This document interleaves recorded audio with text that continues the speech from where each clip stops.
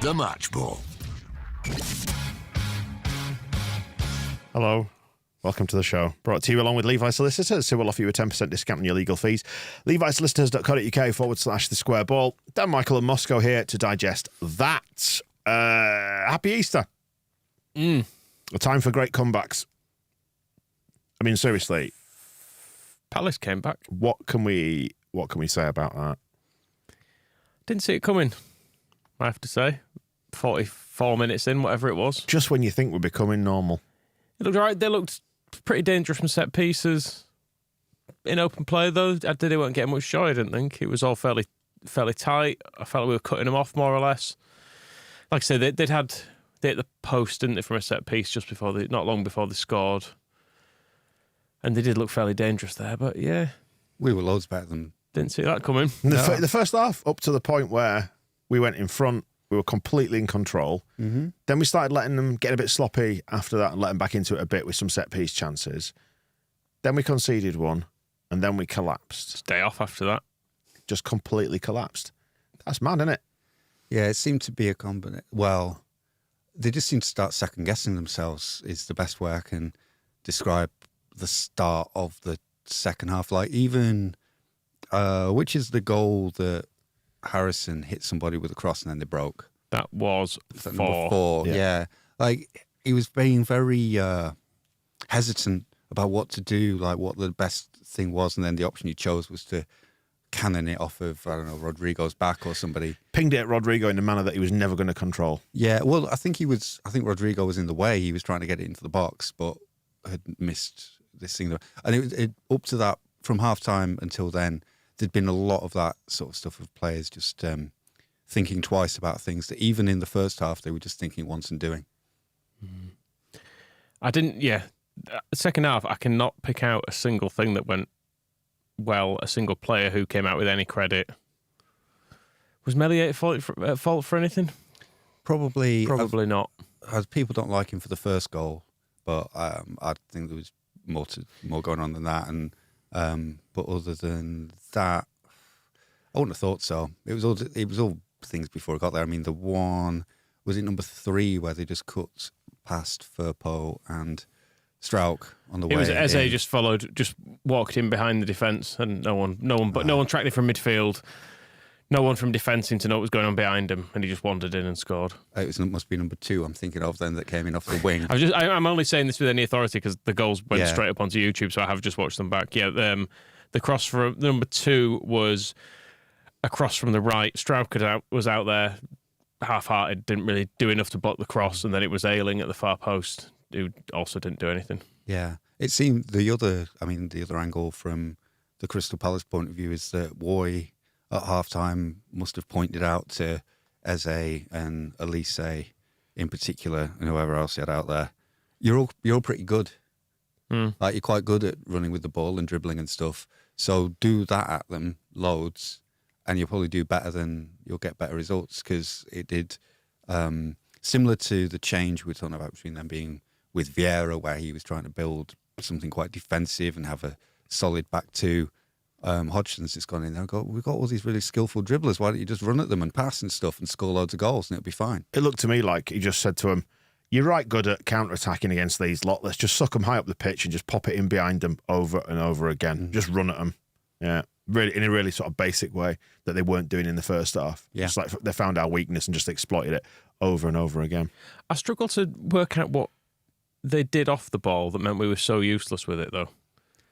Because we couldn't keep the ball at all in the second half. Was it a mental collapse, though? I mean, because I think late on, when it had completely gone to shit, they were out fighting us, which you can expect, which happens when your heads are down and it's 4-1, 5-1. But before that, do you think they were out fighting us?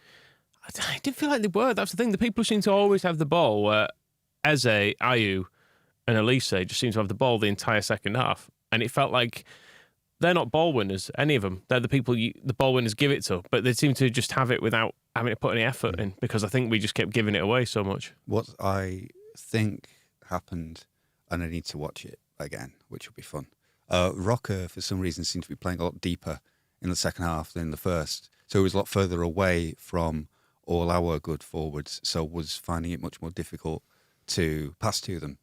So that was making it easier for Crystal Palace to get the ball, and they just give it to their good forwards, and then and you saw the results. But the two things that seemed to happen in the middle were, one, Rocker dropped a lot deeper, and McKennie, who I was watching in the first half and thinking... He looked good, didn't he? Looking like he's finally, especially after the Nottingham Forest performance, where he's pretty good there as well, and after being kind of quite sceptical about what he was bringing, I was looking at him and thinking, we don't need Tyler Adams back. This is all fine. Weston McKennie looks really good. But I think you can kind of sum up how his second half was going. That after the third goal from kickoff, we passed it to him and he immediately got tackled. And he just was pretty bad throughout the second half. And that meant that the defence then doesn't have the protection that it had, the protection that players like Luke Ayling need because of the, sticking him up against the pacey wingers that Crystal Palace brought is not a good idea. And McKennie was doing a good job of stopping that from happening in the first half. But him and Rocker just seemed to lose all. There was no control in that 15 minutes after half-time. We just had no control, and then the rest of it's meh. I think the collapse mentally started with conceding that equaliser, because I think they thought they got to half-time in front and deserved to be in front, which we did, to be perfectly honest. We deserved to be a long way in front. Yeah, we should have been 2 or 3 in front, shouldn't we, really? And then... Were we that good? Yeah. We had enough chances to put that one to bed in the first half. We should have. They had that one chance that got cleared off the line, which was when the backs were being turned, wasn't it? So it was a little bit strange. A lot of people. I heard a big cheer and I was like, "This is a big test of turning your back on a football match," because I did not look, so I got no idea what was going on at that point. But I'd read that we hit the post. It was cleared off the line. Yeah, it was sort of cleared off the line, it was just one of those, because obviously it was for Kevin Chris, and I turned round as it was cleared off the line. But there was no sort of general reaction from the crowd, that kind of sense of bloody hell, lads, because nobody really saw it. I was above the Palace fans, so I could hear them for the one that hit the post. There was a big, ooh, and I was like, oh, what's going on? But then turned around for the. But yeah, second corner. I think we should have been well in front by half time. They equalised, which I think knocked us right out of our stride, which continued into the second half. They came out shell shocked. To concede so quickly again, I think. It precipitated a complete and utter collapse. We started that second half badly. They deserved the goal when it came. Yeah, they were out from the off. I know, obviously, there was a collapse that came after, but I was really unhappy with the way we started it. It felt like my early notes from that are Aronson staying down and they break. Then Aronson rolling around again at 49, and it just feels like, I thought Aronson was good first half, but it feels like when things go wrong, we default to this pathetic rolling about business that just begging for something to try and turn the tide is what it felt like, rather than getting it by the scruff of the neck. Exactly, like someone just hoping that someone would gift us something. It was like a bit like with a couple of the goals that were for VAR. It was like their opener was delayed for a bit, wasn't it? While they checked it, and it felt like the players were just like, oh, just rule that out, because it's not fair. Because it's not really fair that they've just scored, and it felt like the linesman and the ref both looked at each other and went, I don't know. In Aronson's defence for going down that way, the best thing that happened to us in the second half was Firpo going down injured and staying down for quite a while. He had a head injury that I don't know if that's why he got taken off in the end, but there was certainly, Christensen was waiting to come on already. But that put an end to the 15 minutes of absolute carnage that had come up to that point, and the players kind of had a little chance to actually work out what was going on. I mean, and it didn't work. Well, it worked for a while. We then suddenly we got some of the ball. We started attacking. We had a couple of half chances, not really creating anything, but we'd stopped conceding at a rate of 1 every 2 minutes. So that was a big improvement. And we needed something to happen in the second half to just put a stop to that constant thing. Because after that, number 4 is the one that Harrison. They just broke from Harrison missing that. It's like 4 on 2, wasn't it? Yeah. And then the 5th one seemed to be just, a tackle on the edge of the box, and then it just breaks to their player, and it's like, you shit out a look when that sort of thing's happening. But equally, defending on that's appalling. Yeah, but what can you do when it's 4 on 2 is the other side of it. No, the fifth one. The fifth one is Ayew just stood behind our defence. It's Christensen on the left. He's playing him on side by absolutely miles, and he just wanders in behind the centre backs. Yeah. Was there not a deflection in that did it as well? Yeah, there was a big tackle that you'd expect. Oh, we win that tackle, the ball goes flying up the other end of the field, no problem. But instead, the ball just went flying straight to Ayew, who was standing in our penalty area on his own. It's like, oh, I'll just put this in the net. It's like, I think the defending it's awful. Yeah, but on a good day, that's not. And the other side of that is by that point they're mentally gone, aren't they? Completely. Well, yeah. And also, I should say, by the way, the singling out of Aronson there at the start of the half is more that was indicative of the way the whole team was playing. Yeah.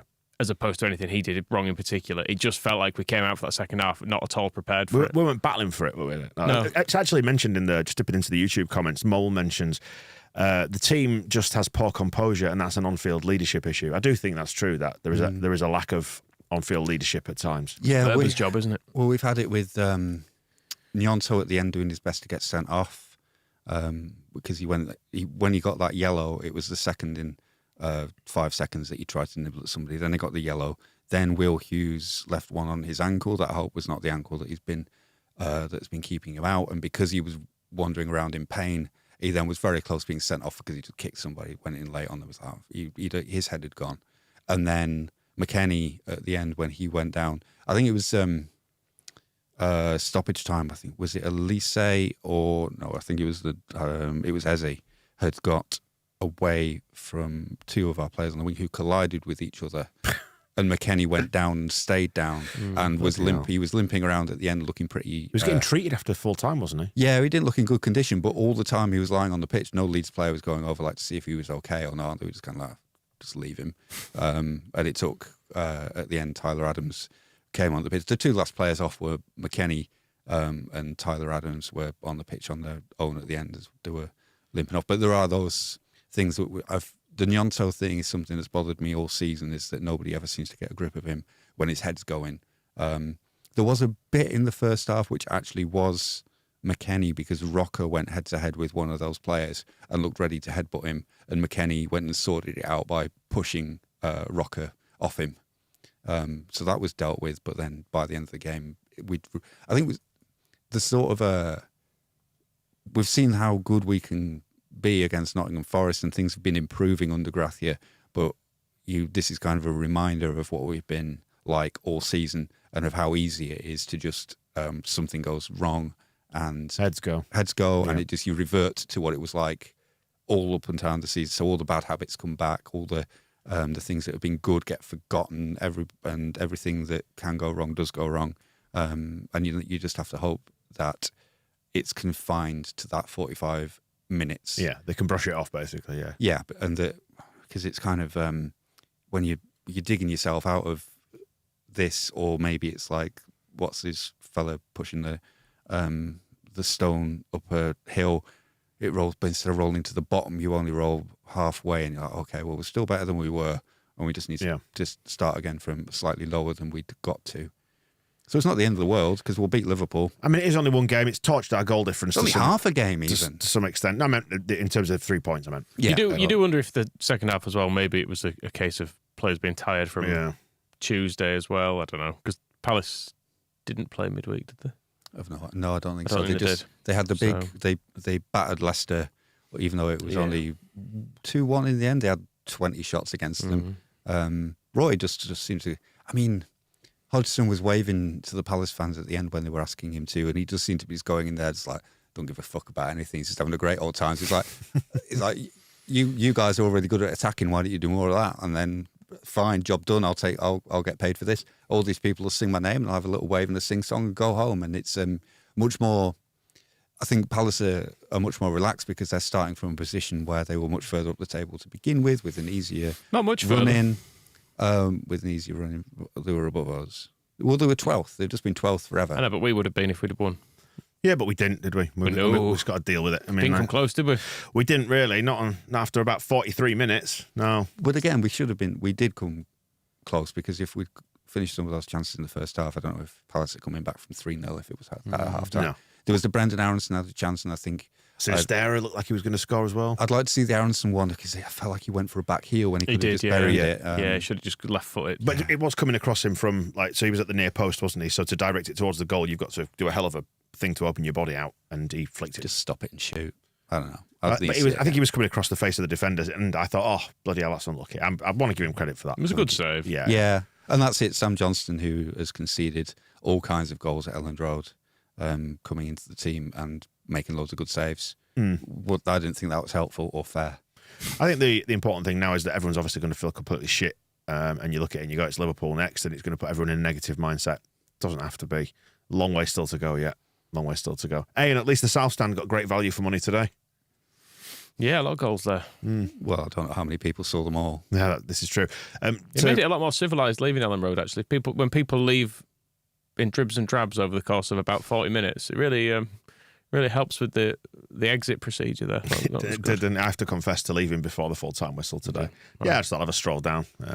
I did my thing where I walked down to the bottom with about 5 minutes to go, so I don't get caught in any kind of crowd. But truthfully, by the time I actually left, there was not much crowd. Not much crowd. No, there wasn't. It was quiet outside, wasn't it? It was quiet. It was a really weird day. Vibe leaving the ground. Did just everyone in silence? A bit post-apocalyptic, wasn't it? Yeah, because I've been in. It wasn't an angry kind of defeat.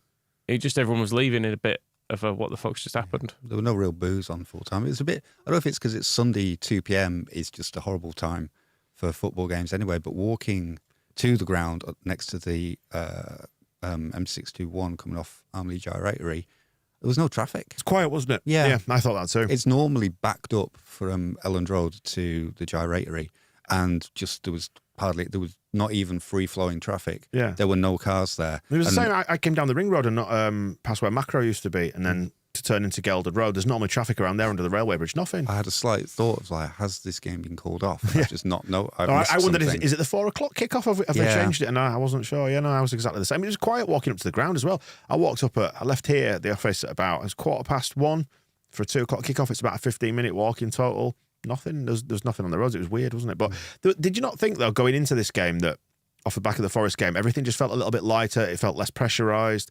Like the whole place just had a bit more confidence about it. And we started the game well enough to reflect that. And you thought, we're going to be all right here. Yeah. So so here we are at 5-1. Look where that got us.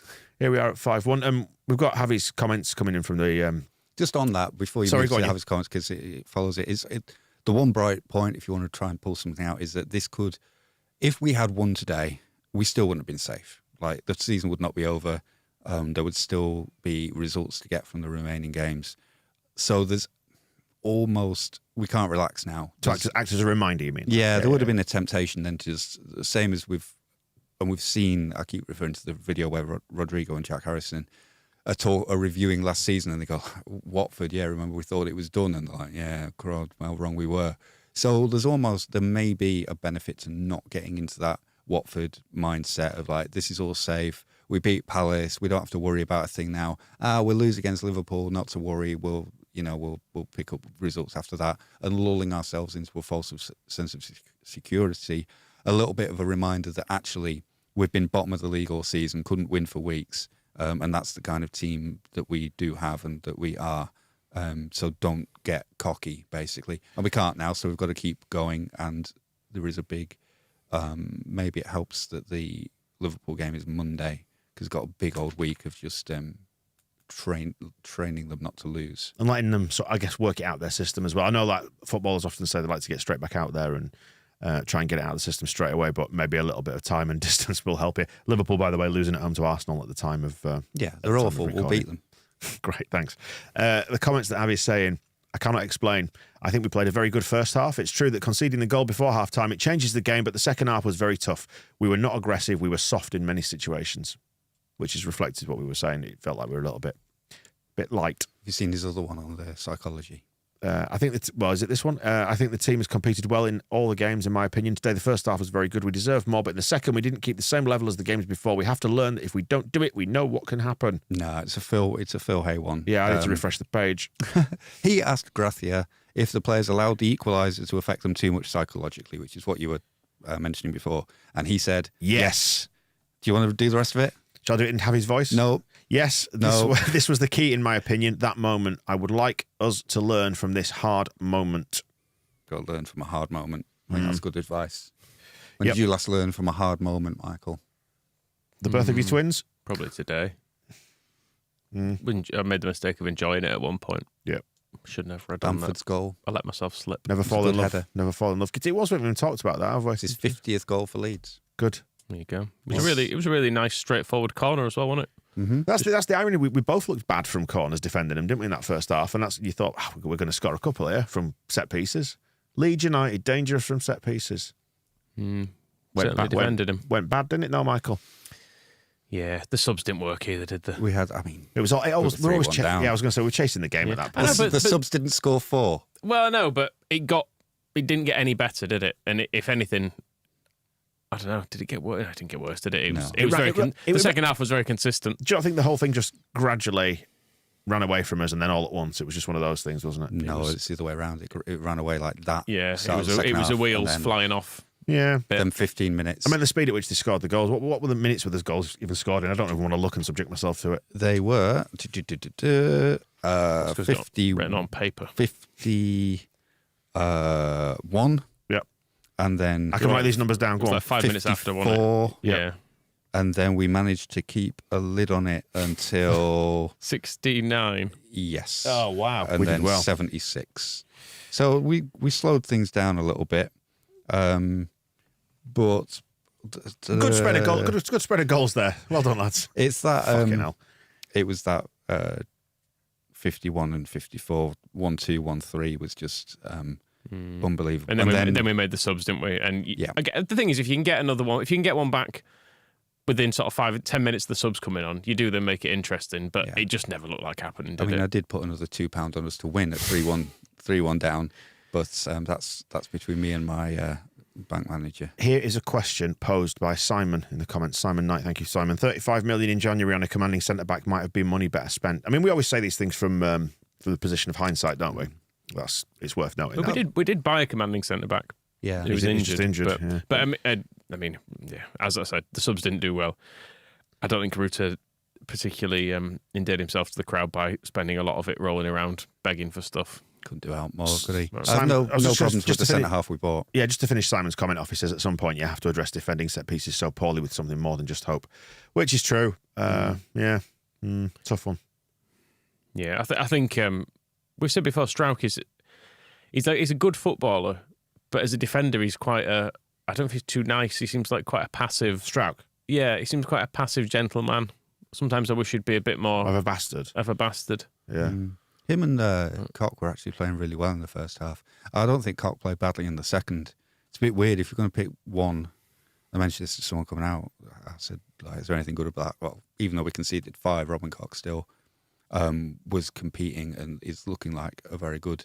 This is sort of, I've still got traces of the first half mindset where I was looking around the pitch going like, you know. Well, do you remember when he won possession and then he did that little skip to avoid the onrushing midfielder or attacker, whoever it was? And I thought, I actually remarked to my dad, I said, that's a player playing with confidence who trusts the system. And he was getting, and the referee, old Simon Hooper, letting all the tackles go, Cock, and to an extent, I think Strauch as well, were both like, cool, right, let's start bullying these centre forwards that are coming at us. And they didn't seem to have many problems with some great things going on. Rocker looked good in the first half. McKennie looked good in the first half. Sinistera dangerous again. One of the chances is when he tried to score a diving header, even though the ball was 6 inches off the ground. So The old Gary Kelly. yeah. So Did he make contact with that, or did it go for the defender in the end? No, he hit it. No, I think it hit the defender behind him. It was nearly Yeah, an goal. I wasn't sure about that. But yeah, you do wonder if he'd gone with a shot, then it might have just rattled into the net instead of. I would have preferred that, Moscow.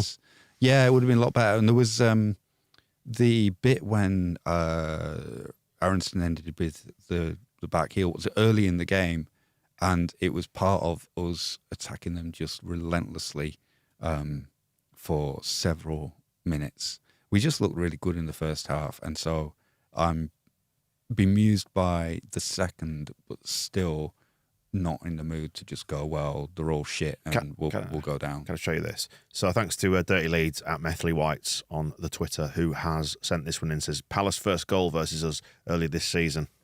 Look familiar? Yes, Which for the casual viewer is exactly the same sort of free kick that caused us problems in this one. Yeah, I haven't watched that back. I think Melly should do better on it. It's because the first header is he a bit weak? It's a flick. It's an attempt at heading at goal as the first header, but then there's not proper contact on it. So then Melier, I don't know, he doesn't come for it in time, and then by the time he does, he's reaching and they score. And The goals are awful. They're absolutely awful. Every single one of them, you can look at 2 or 3 players. You're like, why is no one tracking that run? Why are the defenders not looking what's going in behind them? It's just abysmal. I mean, the goals, they're just gaps in midfield. Is there any question of Palace being good? Yeah. They certainly play to the strength of their players, don't you think? Like running at us, being quick, direct, and putting us on the back foot. Like when you get in behind our fullbacks, we've seen it all season, haven't you? It causes us problems. So they suckered us into playing higher and higher up the pitch, which left a big space for them to kick the ball into. It almost seemed, because it was noticeable in the first half, and it was maybe part of when Palace had the ball at the back, Ayling and Firpo were very high. And I wonder if that's something that Hodgson at half-time was like, listen, I don't know if you've noticed, lads, but there's a lot of room behind there, pretty slow right back. So why don't you try playing there? But it's funny how it can take 3/4 of an hour for a team to notice that that's possible. And I think when they're out there, there's only so much you can do like that. Half-time allows you the opportunity to change tactics and shape and approach, doesn't it? But when they're out there, you're at the mercy of whatever they decide to do, aren't you? And if they're following instructions, if they're not, if their heads have gone. Yeah. Hodgson definitely managed to do that better than we did. I guess the momentum of scoring just before half-time and then having a clear idea of what they could do with their players to torment us in the second half. 15-minute blitz straight from the whistle, and then we were pretty much done at 3-1. So, and that's just a case of, it's not even that dramatic. They just scored twice. So if you score goals, easy. it's going to win you games, is that, isn't it? Yeah, which is where we went a bit wrong in the first half. So it's a few more finishing off of the chances that we created pretty well would have helped. Yeah, if we'd have scored more goals and then stopped Palace from scoring some, I'd have been in a better mood now. 7 weeks and it'll all be over, lads. 7 weeks and it'll all be over, and we can just exhale whatever this season brings. I mean, I know that's an absolutely massive blow to the confidence, and you hope that it doesn't completely destroy the dressing room's confidence. But I think we'll be all right. We just need to be all right enough times between now and the end of the season, and we'll be fine. It's compressed in a bit this weekend, doesn't it? It felt like a couple of weeks ago there were sort of 9 teams in this. Palace now are fine. West Ham are above us with the game in hand. Wolves have beaten Chelsea. I know it all changes again, but it's starting to feel like it's whittled down to maybe 6 at the bottom. Let's compare us to West Ham for a moment, who they beat Southampton 1-0, feeling pretty good about life. Then they lose 5-1 at home to Newcastle, and they look absolutely relentlessly appalling in that. You look at the way they were defending those 5 goals, and Moyes is clinging onto his job, and they're on the verge of burning down a stadium that we, the taxpayer, own. And then they go to Fulham the next game and they win 1-0. So this is what it's like in a relegation battle.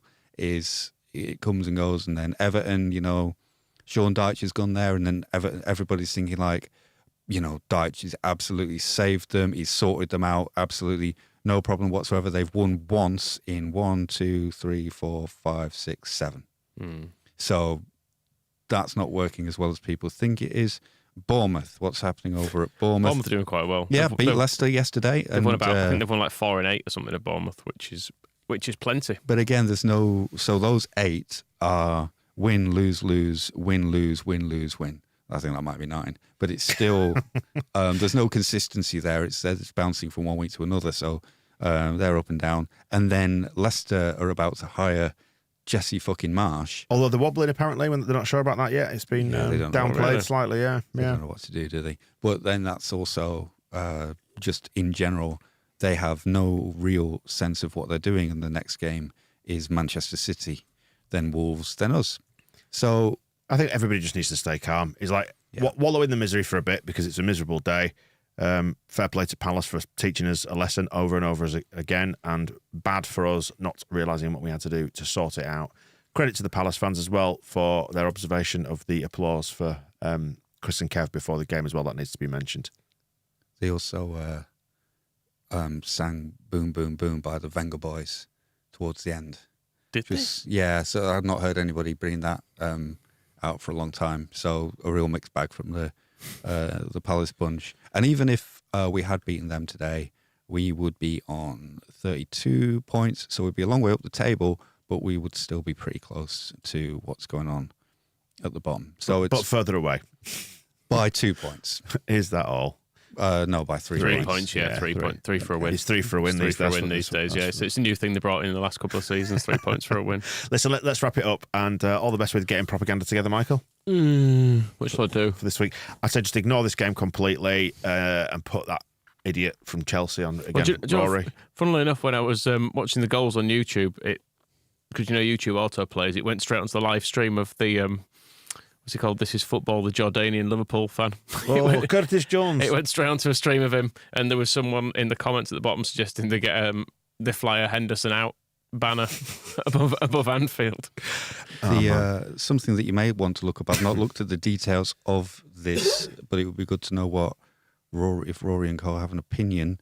That Todd Bowley turned to TV star James Corden for advice before hiring Frank Lampard. Wow. At least we're not that. I don't, if that's what you have to do to be in the Champions League playing Real Madrid, I'll just not bother. I'll take this. It's only a daft game, isn't it? It's fine, yeah. Only a daft game. Doing anything for the rest of Easter then? Moping around? Going to a 70th birthday party. When? Tonight. You looking forward to that? Yes. Do you know the person, or are you just showing up? It's my mother-in-law's. Oh, okay. You know her? It's a cruel trick. It's a cruel trick to make me attend a party. You're going to take Roy Hodgson along? You sounded pretty vim. I've just seen, again, a tweet from Phil saying that he's Roy Hodgson has ended his press conference by bringing up something somebody in the room wrote about him, saying, writing him off. And he said that was 1997. And apparently he said over his shoulder, things haven't gone so badly since then, have they? It's hard to dislike Roy Hodgson, really, isn't it? He's a nice fella. Yeah, he's not high up my Easter list today. No, but yeah, in general, he's just... As football managers go, they're mainly complete knobheads, aren't they? And he's a nice fella. And do you see him this morning photographed in Leeds? I think he'd been out all night. Yeah. And did you see what he was outside? That's the significance that he was outside Warhammer. He was outside Warhammer, just next to, by McDonald's, wasn't he, at the bottom of Briggate? Anyway, it's a significant in-joke on a different podcast. We've gone significantly off-piste, so let's draw this one to a close and go about our merry way, shall we? Enjoy whatever you're doing and forget about Leeds for a few days. Again. I'm forgetting the Easter story. Is Jesus in a cave tonight, or is he out? He's been uncaved. Yeah, he's out of the cave. He's out of the cave. That's good news, at least. Yeah. So go do some boulder move. That's why I mentioned moving boulders, I think, earlier on in this show. Oh, maybe so, yeah. Right then, let's wrap it up. Cheers, we'll see you soon. The Match Ball.